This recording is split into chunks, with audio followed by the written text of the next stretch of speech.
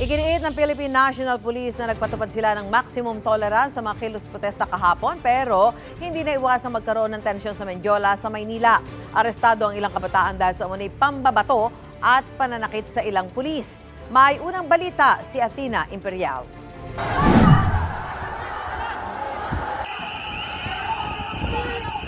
Nauwi sa gulo ang protesta sa Mendiola kahapon. Binato ng mga kabataan ng mga pulis. Binomba ng water cannon ang mga rallyista.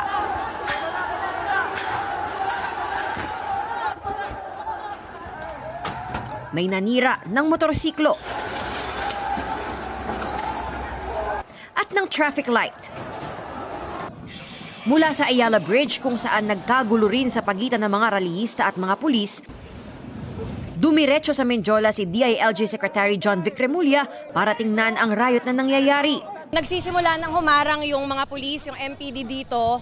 Sa bahaging ito ay huminto muna si SILG kasi baka pumunta dito yung ibang rallyista. So minamando na rin ng mga pulis yung traffic. Wala na munang nakakapasok sa bahaging ito ng Legarda.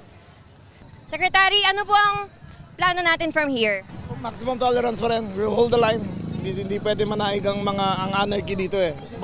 Ang batas-batas. Palibutan niyo, palibutan. Napaatras ang karamihan ng mga rallyista sa Recto Avenue. Ang mga pulis pinalibutan ng intersection ng mga kalye ng Mendiola, Legarda, Carasal at Recto. Sumubok pang makabalik sa harap ng Mendiola ang mga nagpoprotesta pero bantay sarado na ng MPD ang area. Maya-maya pa, inaresto na ng otoridad ang umano'y mga nanakit, ng bato at ng gulo sa rally. Kuya, anong ginawa mo? Wala akong ginagawa, ma'am. Nag-aayos ako ng chinelas ko, inuuli nila ako. Alam namin ginagawa niya ang trabaho niya, pero ginagawa lang din namin yung karapatan namin. Ano pala yun doon, na pinaglalaban namin yung karapatan namin, nilalakawan kami. Kung kinakailangan para lang mapakinggan tayo, paulit-ulit na tayong lumalaban. May nangyari ba? Guys, ganito, paulit-ulit na tayo nagrarally, paulit-ulit tayo nagsikipag-usap sa kanila. May nangyari ba?